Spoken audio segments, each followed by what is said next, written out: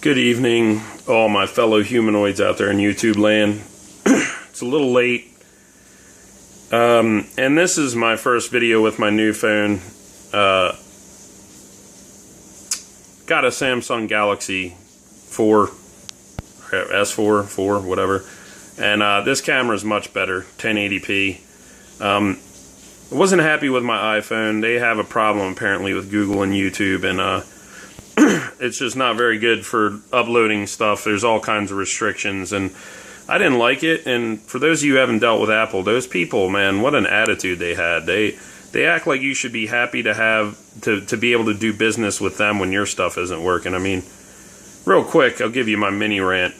They told me I couldn't get my iPhone looked at the store I bought it at. I had to take it to an actual Apple store, and there's only one around here, but thank God it was like 20 minutes from me. But they also, get this, they made me make an appointment like they're a doctor's office. They made me make an appointment to come in and have my phone looked at. Like, whatever, maybe they're that busy.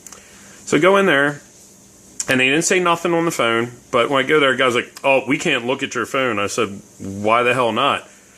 It's only charged to 25%. We won't look at a phone unless it's charged to 50%. You have to go charge it and come back. I said, I ain't coming back, pal. And I went and took that phone, traded in. I've heard other stories about them, but I just could not believe that. I was like, yeah, all right, buddy. Your phone is not that great for me to put up with this nonsense, this freaking holier than thou attitude that customers should be lucky to deal with Apple, and just, I don't know, maybe I'm overreacting, but I don't know if any of you have had experiences with Apple, but they're a bit ridiculous. So anyway, got a new phone, so bear with me. And I'm also slightly drunk. But the reason I'm making this video, as you can see, tonight, tomorrow and Sunday is the 2013 Baltimore Comic-Con I've been waiting for so long. Because I'm a local Baltimore boy, if you didn't know that. And I'm not kidding you guys. Get online, look at the guest list. I've never seen anything like it. That's why I've been so excited. There's like 170, 180 comic book industry people going to be there. I mean, it is insane. And what they did tonight, I told you Stan Lee had to cancel because his wife got sick. And I bought the Stan Lee VIP pass that lets you in early and gets you a speedy autograph and picture with Stan. And since he canceled, what they did instead was they had this all-star reception at the Hyatt Hotel that they put all the guests up in. And there was a bunch advertised there, but what was so cool is since it was at the hotel bar, man, all these people that are going to be at the convention tomorrow that weren't advertised to be there just come strolling in. And they even had, what was cool is they even had Baltimore Comic-Con staff there kind of telling people, oh, that's this person, that's this person. And a lot of them I didn't know because some of them weren't supposed to be there. So basically, it was, they were serving hors d'oeuvres and appetizers and desserts. There was a cash bar, but the thing was they were supposed to have a panel discussion, which they never did. Everybody just started mingling and talking, and Mark Waid was like, hey, looks like everybody's having such a good time. Let's just keep it like this. You can wander around and ask people questions. Don't be shy. And it was pretty cool because not many convention goers and fans were there. Literally, Mark Waid was like, dude, it's almost like a 1-to-1 ratio with the creators and fans now. And it was really cool.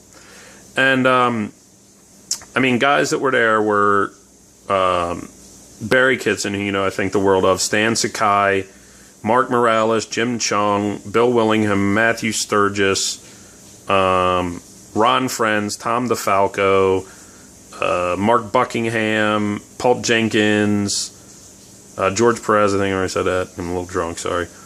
I know I'm forgetting a bunch. Mark Waid was there. Neil Adams rolled in. He wasn't scheduled to be there, but he rolled in. Mark Bagley was a surprise there. Wasn't supposed to be there, but he showed up. Matt Gagnon,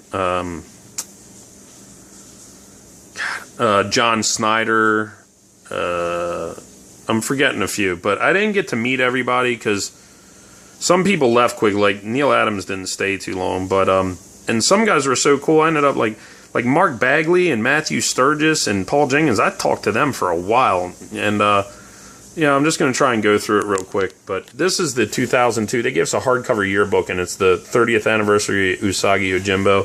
I didn't get Sakai to sign, so I didn't really ask anybody to sign anything, but Matthew Sturgis was drinking with us, and he was so cool, and he signed it. And you can look at this and see we had a few from Matt Sturgis, and yeah, look at the writing. We had a few drinks, but he was cool as hell.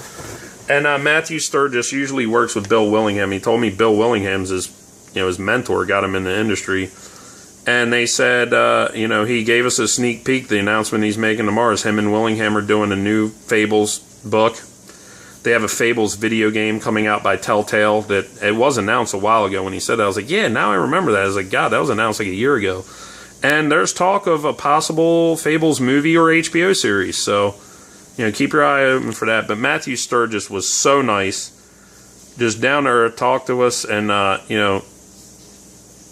basically shared his opinion on a lot of things. And a lot of these guys were very candid and would tell you stuff I don't know if they normally tell you. But Matthew Sturgis, really cool. Buy his stuff. I think the world of Barry Kitson. And he was there. And I had to go up and say hi and I wanted to show him that, I got that Dark Phoenix piece he did for me, got it framed and it's hanging on my wall, and just thank him again, tell him how cool I think he was. And what's crazy, I'm walking up with my phone, and I'm like, hey, Mr. Kitson, how's it going? He goes, hey, Matt. I mean, I was almost floored. I said, man, you remember, not only you remember doing this sketch for me, you remember my name. He's like, oh, yeah. He's like, there's only a few of you at that store that day, and, it was raining outside, so, we hung out. And I was just like, dude, it blew me away. He's just so cool. I've said before, he's just so nice. I mean, he makes it an effort to make his fans feel appreciated. And what was almost cooler than him remember my name, it wasn't just me. A British chap walked up that was just a comic fan who flew over. I talked to him. He flew over just for this show. And every person who walked up to Barry Kitson while I was talking to him, and this is the same thing he said to me. Hi, how you doing? If he didn't know their name, what's your name? Hi, I'm Barry Kitson. Are you gonna come by my booth tomorrow to get a sketch? You didn't have to ask the guy, are you sketching tomorrow? How much? Guy says, come by my booth and I'll give you a sketch. Just so cool. So again, please, I plug him all the time, but buy Barry Kitson's book. There's not a guy out there who appreciates his fans more. He's doing Harbinger for Valiant right now. Please buy the guy's stuff. I think he might still be doing Steel and Mrs. Peel. They might put somebody else on that book. So I'm behind on that. But anyway, another guy I talked to for a long time was Mark Bagley, and he was cool as hell. He was pounding some Coronas, and we were both a little plugged in by the end of the night, and he was very candid. And I remember Greco Fabulous saying he thinks he upset him, and I think I upset him a little bit, but I smoothed it over. I schmozzed him, if you will. I hope that's not actually Yiddish for something sexual. But yeah, I smoothed it over, you know what I mean?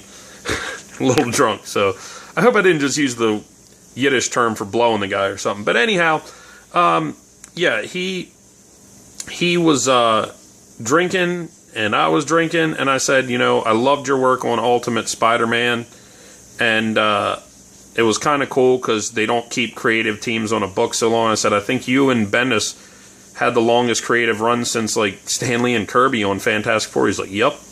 And I said, yeah, I bought that expensive, the 1 in 50 variant for that last issue you guys did. And he said, you know what?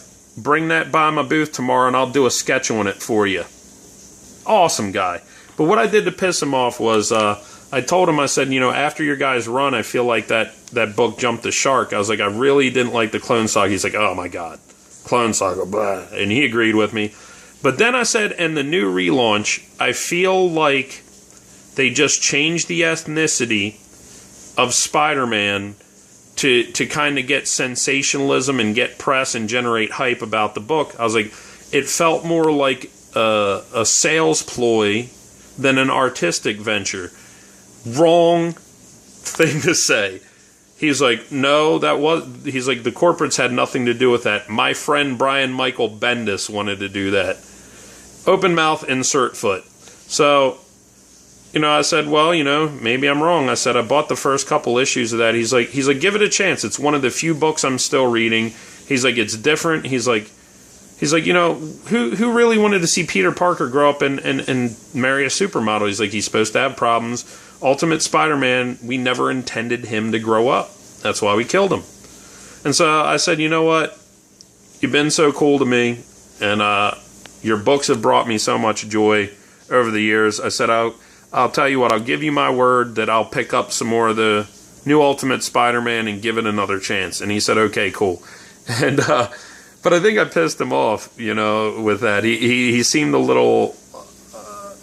He didn't really seem pissed off, but he definitely is like, no, that was Brian Michael Bendis' idea, and he's my good friend, and, kind of like, I think the world of him, and you're, insinuated, I think highly of this guy, and you've kind of insulted his integrity, so I quickly smoothed that over with him, so,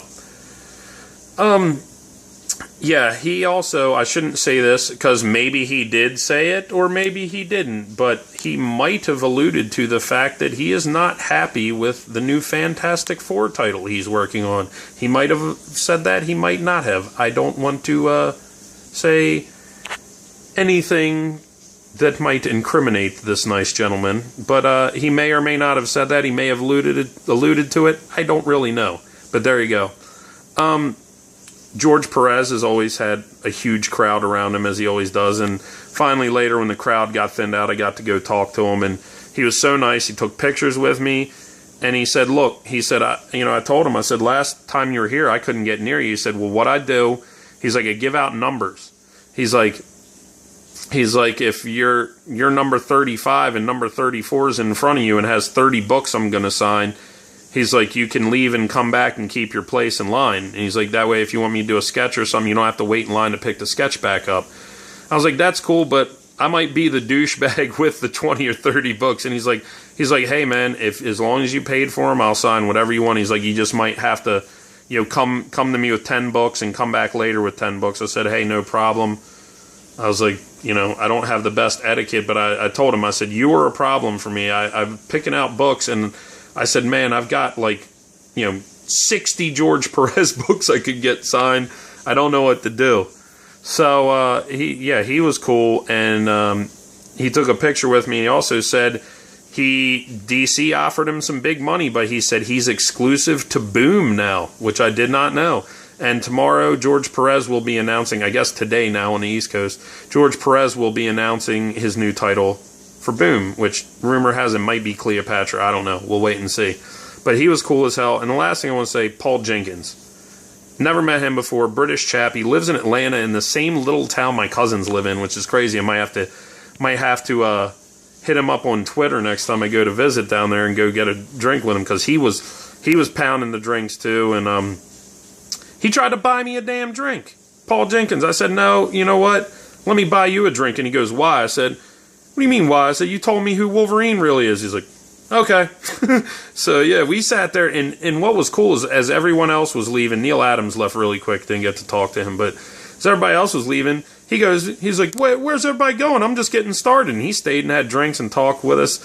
He was telling about his family, showing me pictures of his wife and kids, and showed me pictures of his dog, and told me how he just put his dog to sleep. And he almost teared up talking about it. I said, I can relate to you like that, because I treat my dog like he's a person, and people think I'm kind of crazy for how much I spoil and baby my dog. But I was like, dude, he's like a family member to me. He's like, oh yeah.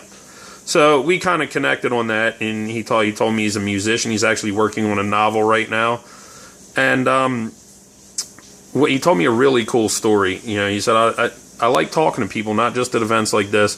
He's like, I just go strike up conversations with everybody. He's like, a lot of the stuff I've written stories about have just been inspired by random people I met. He said, I met this Iraqi war veteran in my neighborhood, Kenny. And he said, Kenny's in a wheelchair. And he's like, I just started talking to him. We went out drinking one night. And he's like, I told him, God, man, I don't know if I could deal with what you deal with. He's like, you're a strong guy. And he's like, no. He's like, I feel bad for my buddies. He's like, I have these two buddies who didn't get injured, didn't get crippled. And he's like, and they got wives and children, and they got sent back over to that hellhole. They're the ones I feel sorry for. And Paul Jenkins said that just blew him away so much that this guy who lost the use of his legs, condemned to a wheelchair, feels pity, feels sorrow, feels empathy for these guys who can walk because they got sent back over there. And he said that just made such an impression on him. He went home and wrote a miniseries that, and I knew it when he started talking about it. I said, that's that. I said, I can't remember the name. I said, but that's that series where the Iraqi veteran's trapped in the cave-in with the other injured soldiers, and he's scared and he's weak, and then Cap shows up and inspires him to greatness. And I'm not going to ruin the story for you guys. You got to read it if you haven't. It's a tearjerker. It's called Captain America Theater of War. I think it's a 4 or 5 issue mini. And when he started talking about it, I said, that's crazy. And I remember that book. He's like, oh yeah, that guy inspired me to write that book. And he's like, I have lots of stories like that. And yeah, we kind of closed out the bar. Mr. Jenkins was still there drinking when I left, and I left at like 12:30, 1 o'clock. So had an awesome time. It was really cool meeting those guys and talking to them in that setting. Mark Wade was really nice. And I mean, everybody was really nice. I mean, there's no douchebags in the place unless you count me. So, yeah, I had a really good time, and I'm looking forward to going back tomorrow. A lot of these guys told me stop by. George Perez said told me he'd do he's like, I'm only doing small, like, head sketches. He's like, $40. So I was like, okay, I'll go see him. But Mark Bagley and Barry Kitson said, come on by. I didn't ask them. They said, come on by. I'll do a sketch for you. Frickin' class acts. So there you go. The last thing I want to show you real quick, because I've yammered on long enough, as the hippie would say, but I have been drinking, so sorry. Stan Lee canceled because his wife's sick, but his management said, Stan wants to make sure everyone who bought the VIP tickets still gets a Stan Lee signature. We're gonna make sure everybody gets a signed litho. And I got this signed lithograph by Stan Lee, and I'm happy to have Stan Lee's signature, but I just want to show it to you guys because I am admittedly a bit indifferent about this, and I'll see if you can figure out why. This is it, the Superior Spider Stand, which I thought was a cool idea. And it's Stan Lee in Spider-Man's costume, signed by Stan Lee. Here's the catch. Dun, dun, dun. Humberto Ramos. But I gotta be honest, I'm not the biggest fan of Ramos's work. But I gotta be honest, like, his rendition of Stan's face is not that bad. This isn't that bad of a piece for him. And it's, I'm not the biggest fan of his work, but there you go. But I just wanted to show you guys this, and I'm sure some of you can understand why I have mixed feelings about this, but happy to have it anyway. And I know people like Hippies Collectibles and Running with Comics are so jealous looking at this this original Humberto Ramos lithograph that you're probably just touching yourself in improper ways right now looking at it. So yeah, I just wanted to share that with you. Don't want to seem unappreciative because it was cool, really cool of Stan to go out of his way and still do that when his wife's in the frickin' hospital. So it's nice to know the industry that I love and am passionate about is filled with so many cool people and class acts that appreciate their fans. So just wanted to share this stuff with you. Sorry for yammering on so long, as the hippie would say. But I have been drinking in my defense, and, had some cool experiences. Just want to share that, and hopefully I'll have some cool books that I grab over the next 2 days to come back and show you all. But as always, thank you for listening in this case, because I didn't show you too much, but thank you for listening and watching. As always, everyone take care of yourselves, and happy comic book collecting.